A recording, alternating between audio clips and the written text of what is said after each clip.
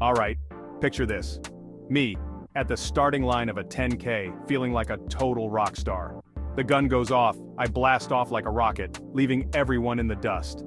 Look at this speed demon, I'm thinking, I'm gonna win this thing. Cut to mile 2, and I'm basically a deflated balloon animal, gasping for air like a fish out of water.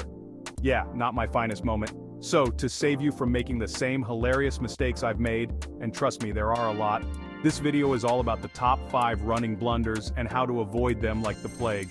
We're talking everything from pacing yourself, who knew that was a thing, to hydration. Apparently chugging a gallon of water right before the race isn't ideal. Whether you're a seasoned marathoner or just starting out on your running journey, hit that like button and subscribe because trust me, you're gonna want to stick around for this wild ride. Okay, first up, let's talk about starting too fast. Remember that 10K I was telling you about? Yeah, that was a classic case of too much too soon. It's like trying to eat a whole pizza in one sitting. You might be feeling good at first, but it's gonna catch up to you eventually. When you go full throttle right out of the gate, you're basically telling your body to empty its energy reserves faster than a teenager at an all-you-can-eat buffet. Suddenly you hit a wall, and not the kind you want to take a selfie with. You're cooked, toast, finished. Think of it like this. Your energy is like a phone battery. If you spend the first hour of your day scrolling through TikTok with your screen brightness on full blast, chances are your battery is going to be in the red before lunchtime. But if you conserve your battery throughout the day, you'll actually make it to the finish line, which is, the goal. The same goes for running. You want to start at a sustainable pace, one that allows you to conserve enough energy to actually finish the race without collapsing into a puddle of sweat and regret. So, how do you avoid becoming a starting line casualty? Well, it's all about finding your pace and sticking to it. Don't get caught up in the excitement of the start and let those adrenaline junkies sprint off into the sunset. Remember, slow and steady wins the race. Now, let's talk about pacing. This one is huge, folks. You might be thinking, pacing? What's so hard about putting one foot in front of the other? But trust me, there's an art to it. It's like walking a tightrope. You need to find that sweet spot between going too fast and burning out, and going too slow and getting passed by a grandma pushing a stroller. Been there, done that, got the participation medal to prove it.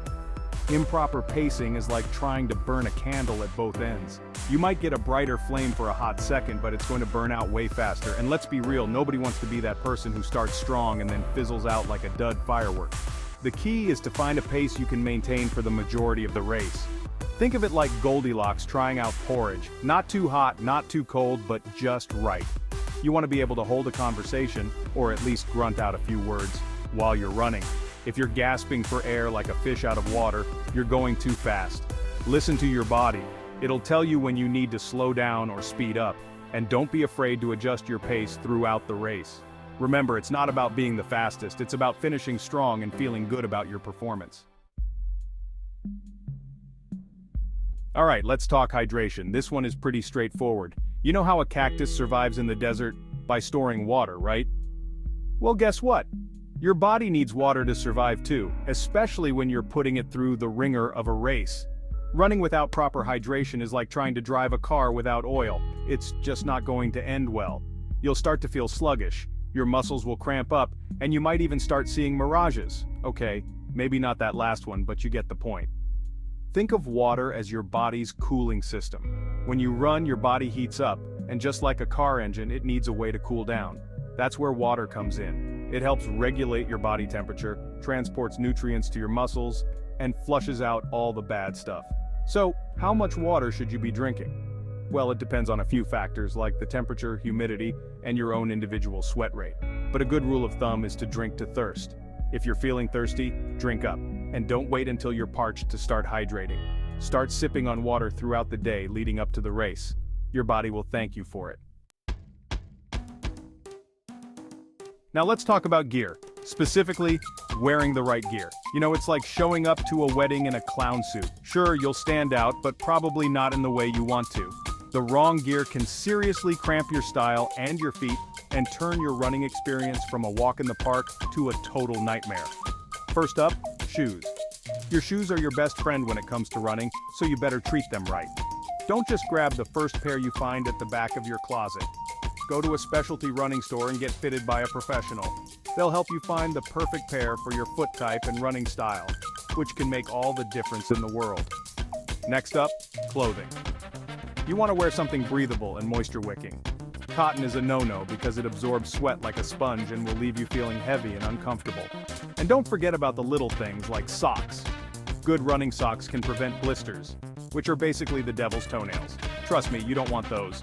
The bottom line is, wearing the right gear can make your run more comfortable, prevent injuries, and help you perform your best. So ditch the cotton t-shirts and invest in some proper running gear. Last but not least, let's talk about race strategy. Now I know what you're thinking, strategy for running? Isn't it just putting one foot in front of the other until you reach the finish line? Well, yes and no. Sure, you could just wing it and hope for the best. But having a plan can make a world of difference, especially if you're aiming for a specific time, or just want to avoid getting lost in the middle of a race, which, by the way, totally happened to me once. Let's just say it involved a wrong turn, a very confused park ranger, and a whole lot of embarrassment. Before race day, take some time to study the course map. Familiarize yourself with the route, elevation changes, and water stations. It's like taking your car on a road trip. You wouldn't just hit the gas and hope for the best, would you? Next, think about your pacing strategy. Are you going to start slow and steady, or go out fast and try to hold on? Are you aiming for a specific time, or are you just running for fun? Having a plan will help you stay focused and motivated throughout the race. And finally, don't forget about your mental game.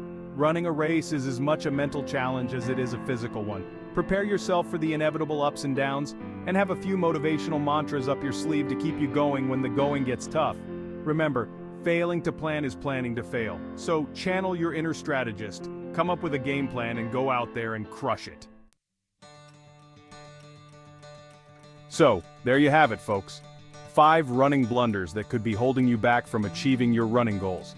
Remember, don't be like me and go full throttle at the start, only to end up resembling a melted ice sculpture. Pace yourself, hydrate like your life depends on it, because it kind of does. Dress for success, no clown suits allowed, and have a race strategy that would make a chess grandmaster proud. Now go forth, my running comrades, and conquer those miles. And don't forget to like, share, and subscribe for more fun and informative running content.